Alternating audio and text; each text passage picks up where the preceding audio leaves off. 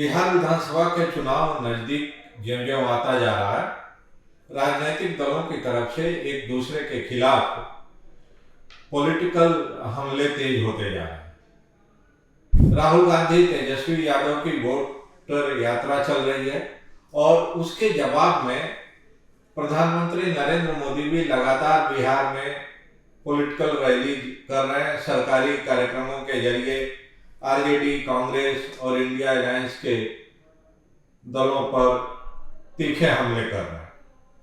इसी क्रम में आज प्रधानमंत्री ने गया में एक बड़ी पॉलिटिकल रैली की है और तमाम विकास संबंधी योजनाओं का लोकार्पण किया है, उनका शिलान्यास किया है।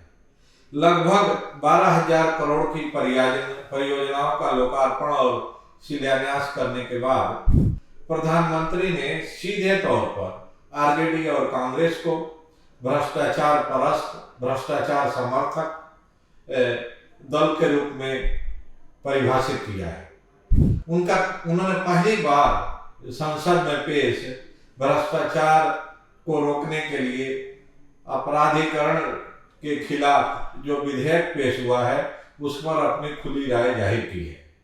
उन्होंने कहा है कि आखिर एक विडंबना ही है कि अगर भ्रष्टाचार के आरोप में कोई सरकारी कर्मचारी, सरकारी मुलाजिम पकड़ा जाता है तो 72 घंटे के बाद वह स्वतः निलंबित माना जाता है, उसकी नौकरी पर खतरा मंडराने लगता है। लेकिन राजनेता भ्रष्टाचार में गिरफ्तार होने के बाद जेल से सरकार चलाते हैं, जेल से सरकारी फाइलों पर दस्तखत करते हैं। ये कहाँ से मुनासिब है?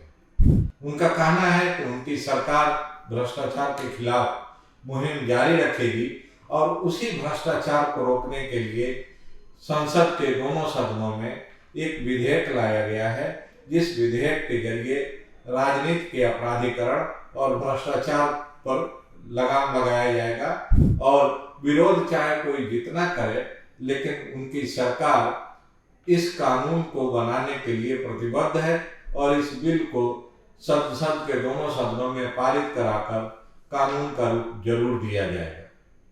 उन्होंने आरजेडी और कांग्रेस पर गंभीर आरोप लगाते हुए कहा कि लालटेन के शासन में बिहार लाल आतंकवाद का शिकार था।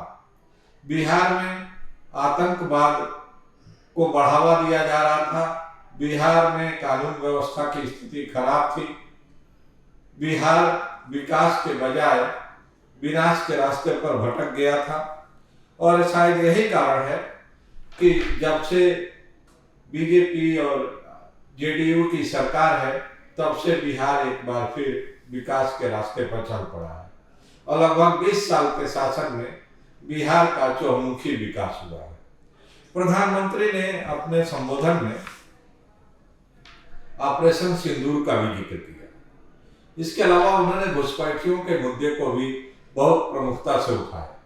उनका कहना था कि आज की तारीख में देश के सामने सबसे बड़ी चुनौती घुसपैठिए की है।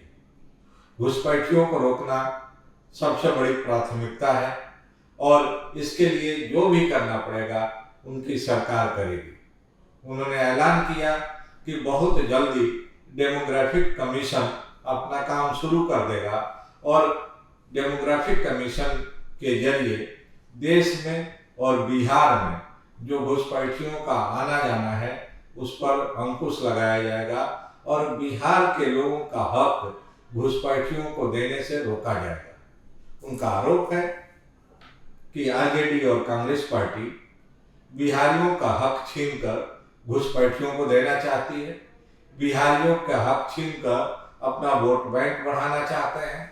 और उन्होंने यह भी कहा कि कांग्रेस के एक पूर्व मुख्यमंत्री ने एक बार बिहार के लोगों के खिलाफ बहुत ही अपमानजनक शब्दों का प्रयोग किया था। कांग्रेस के लिए बिहारी महज एक वोट बैंक है, बिहार के लोग एक वोट बैंक के रूप में हैं।